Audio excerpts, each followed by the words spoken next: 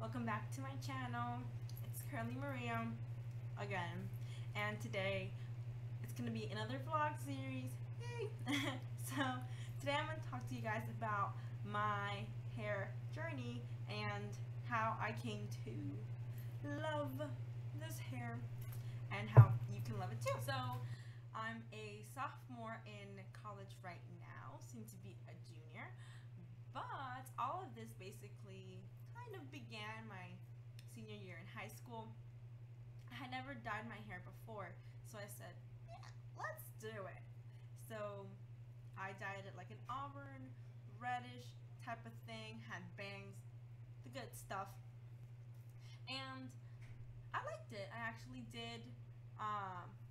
When it faded, it went to this color a little bit, and I liked that even more. So I decided that for prom, because you know, it's prom, I wanted to dye it again, and I dyed it this color. It was a bit lighter at that point, but this color at my tips was all over, and I actually really loved it. But when I dyed it, like a week after, and I straightened my hair and I felt the tips, it was awful.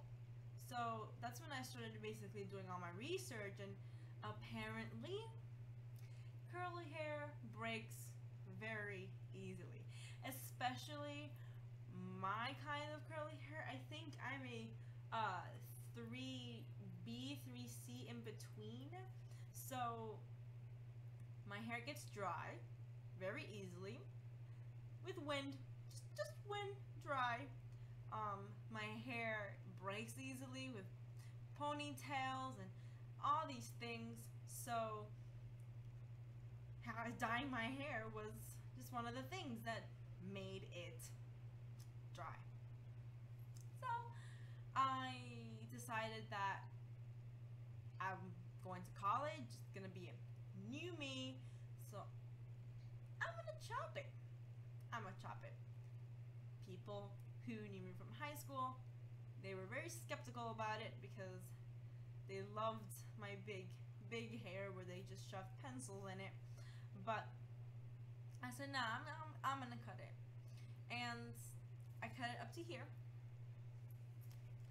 It was a one-layered bob, and when my hairdresser cut it off, she was like, "Are you sure?" I was like, "Yes, do it." And she did, and I didn't realize how heavy my hair was, even though it's fluffy. It's really fluffy, like a poodle. So it was really good. But I said that I wasn't gonna straighten it when I cut it. 2 weeks later, I straightened it. So I broke my own rule, and that was bad because I straightened it here and there, more here than there, and my ends got dry again. But it was fine because my main goal was to make my hair long again. I wanted long hair that reached up to here, because I was still thinking in that mindset that the only way curly hair is pretty is if it's long, and that is obviously the wrong one. Everyone who has curly hair knows this fact, and it's just one word: shrinkage. Shrinkage is the #1 reason why, for me personally, it's not really feasible that my hair curly can be up until here like it is straight, because this, my friends, is shrinkage. So I didn't really think about that. My hair, when it gets longer, it gets more voluminous, not down. So that was one error, and I disappointed myself. So that didn't make me love my curls. So tip 1, don't set unrealistic expectations for your hair. So don't think that your hair is gonna be big, huge curls when it's like this, unless you take the time to add chemicals and strain it all the time. But if you want to have your hair natural like this, learn to love your curl pattern. It's unique. Every single curl is unique. So my Instagram says, a queen crowned in curls. Boom! This is what you are, because every single pattern of hair on your head right now is totally unique. That makes you even more unique. Just think about that. So when I came to college my freshman year, I started to watch more curly hair videos, and I saw this trend that all of a sudden curls were more popular. But it was more than that, because people with straight hair can always curl with a curling iron. Us with curly hair, we're learning to love our hair. So I call it the natural hair movement, where we take control of what society says about our hair. So our hair isn't bad hair, like one of my videos says. My hair is just a type of hair. And good hair should mean healthy hair. So now that I'm in all this business of loving my curls and loving who I am for what I was given, now I had to reevaluate. Why are my goals to have long hair? That shouldn't be anything related to it. My goals are supposed to be healthy in general. So in respect to hair, I want my hair to have its full potential of healthiness. So what does that mean? Nourish, nourish, and nourish your curls. That's what that means. So tip number 2 to love your hair: accept it and see how you can make it better. And by making it better, I don't mean conform to that trend. By making it better, I mean give your hair what it needs. So if you have naturally oily hair, shampoo and condition your hair with the products that are best for it. Keep it healthy. For people with curly hair like me, we need those essential oils because it takes some time. So give your hair what it needs. If it needs shine and it needs those oils, put some oil on, not too much. Don't overload it with treatment. Don't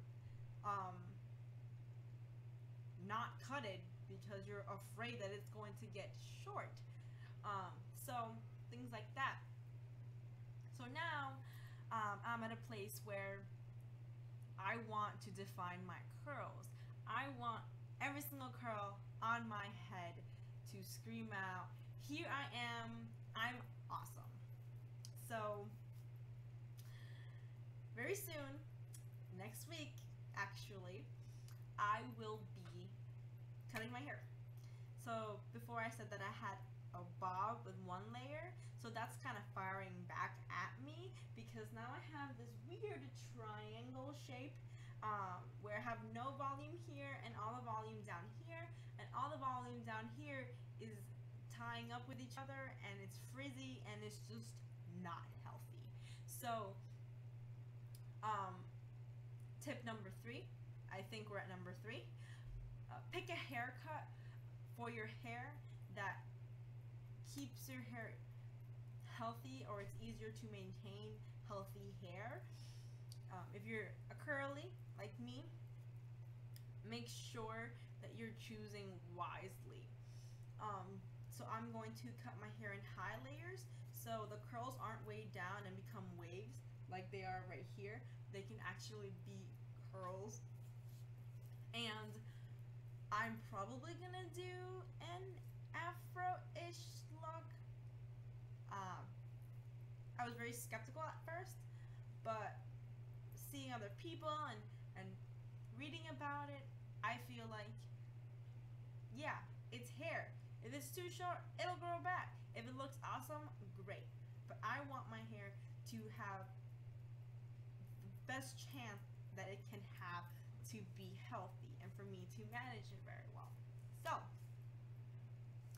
tip number 4, and this is the last of me, make sure that you are telling yourself and surrounding yourself with positive influences. So, if you are constantly around people that say, oh, your hair looks better when it's straight, then you need to step up and say, well, my hair is curly, so that's who I am.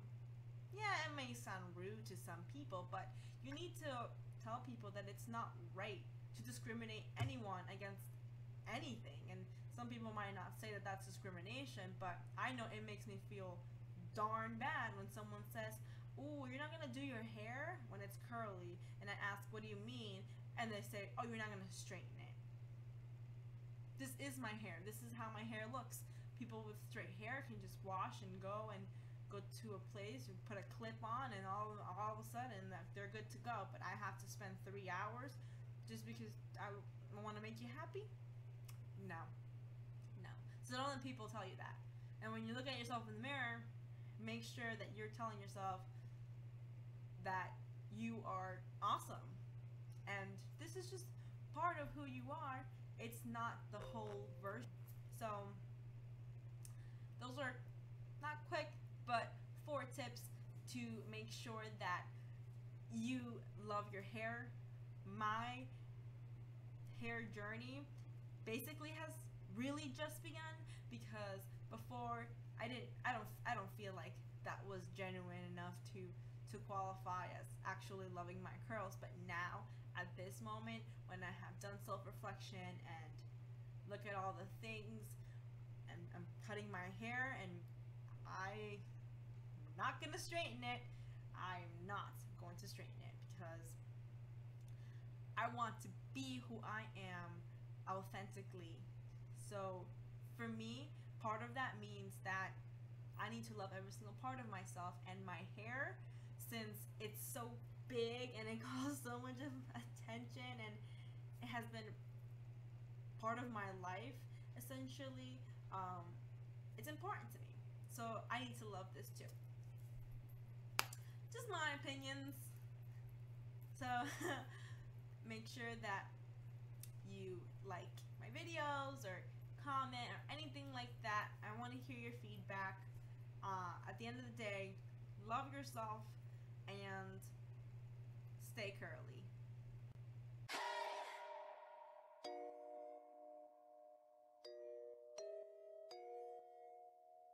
Yeah. When I get chills at